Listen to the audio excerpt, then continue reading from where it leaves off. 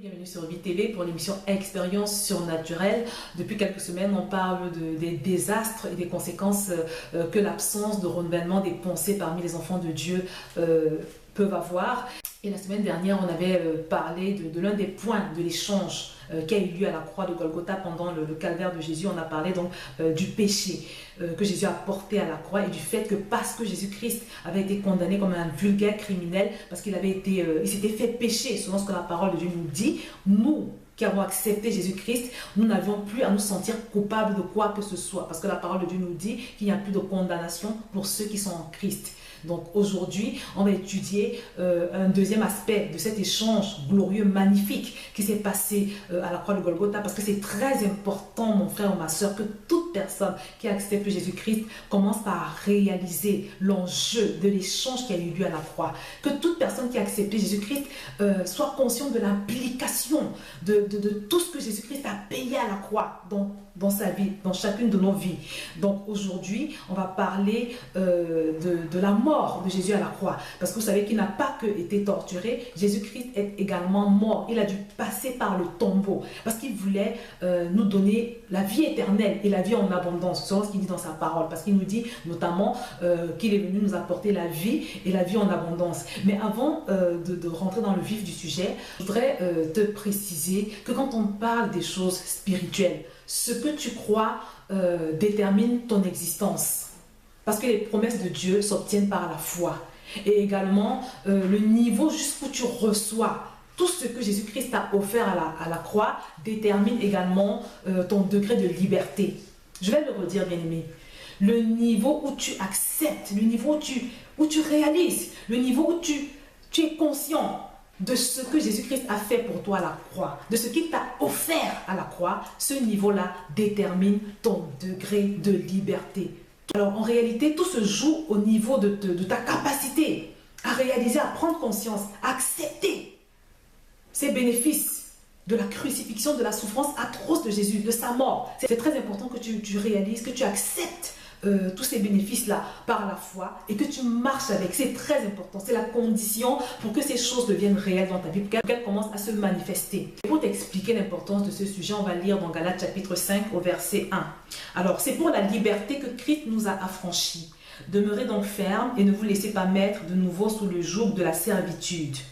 Alors bien aimé, ce verset nous explique simplement que c'est pour que je devienne libre, pour que toi également tu deviennes libre, que Jésus-Christ a accepté toute cette souffrance, qu'il a enduré toute cette torture, qu'il est passé par la mort.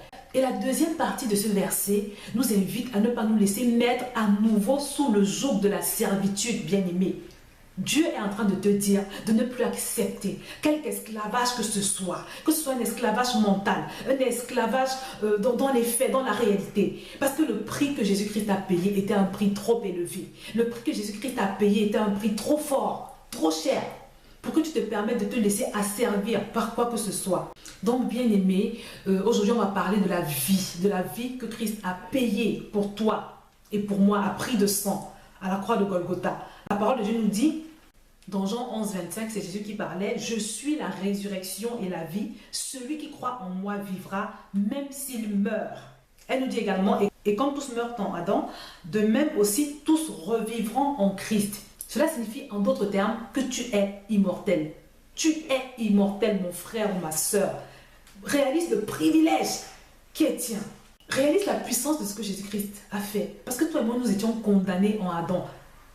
Depuis le péché d'Adam, nous étions condamnés à la mort éternelle, à mourir éternellement après notre mort physique. Parce que le jour où ton corps meurt, ce n'est pas toi qui meurs, bien-aimé, parce que le vrai toi habite à l'intérieur de toi. Et toute personne qui a accepté Jésus est éternelle.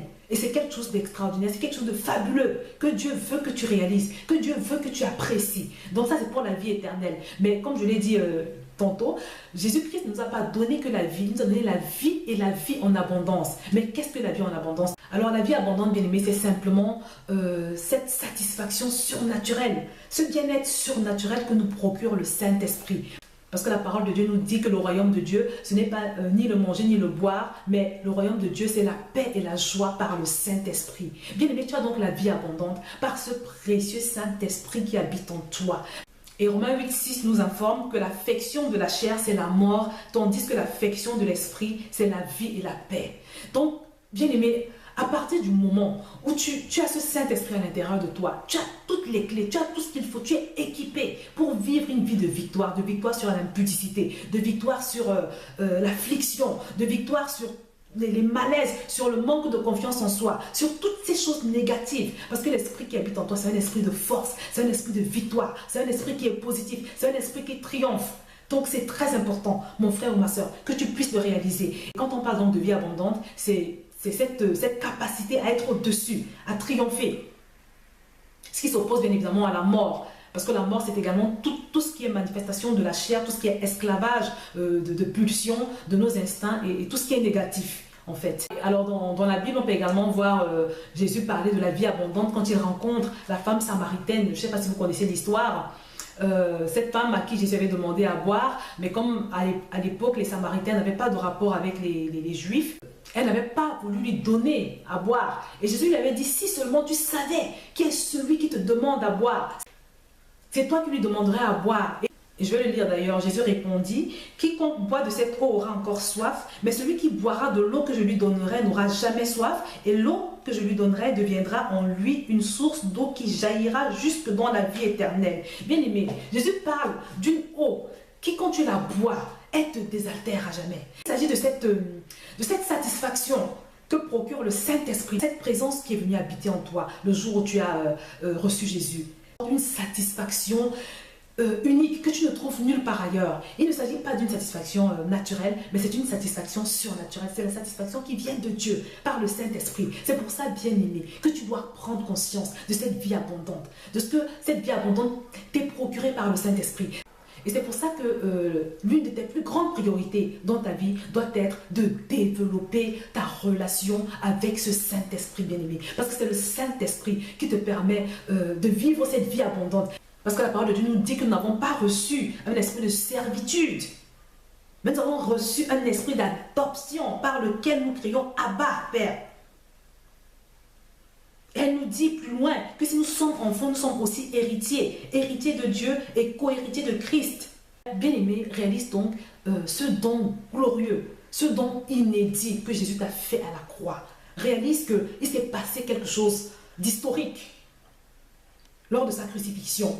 Et donc aujourd'hui, le deuxième bénéfice que nous voyons est celui de la vie. La vie que Christ nous offre à la croix fait partie des choses les plus importantes, les plus vitales. Donc plus que jamais, je t'invite à le réaliser, mon frère. Je t'invite à le réaliser, à te regarder désormais comme une personne qui transporte quelque chose de puissant, de glorieux à l'intérieur d'elle. Alors bien aimé, commence par l'accepter, par le réaliser. Prends le temps de méditer là-dessus. Il faut que tu t'appropries cette réalité. Parce que c'est en le faisant que tu vas commencer à manifester cette vie abondante, que tu vas commencer à devenir ce chrétien triomphant, ce chrétien victorieux, ce chrétien qui n'est plus contrôlé par la chair, ce chrétien qui n'est plus contrôlé par ses instincts, mais ce chrétien qui domine, ce chrétien qui discerne dans les situations, ce chrétien qui sait se laisser conduire par le Saint-Esprit. Et bien aimé, toute personne qui se laisse influencer, conduire, déterminée par le Saint-Esprit, finit par mener une vie de victoire, finit par marcher sur les sentiers qui mènent vers ces plans de paix et de bonheur que le Seigneur nous réserve. Bien aimé, accepte ce don de Jésus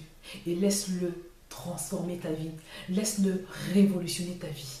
Je vais m'arrêter là et je te dis à très bientôt sur VTV.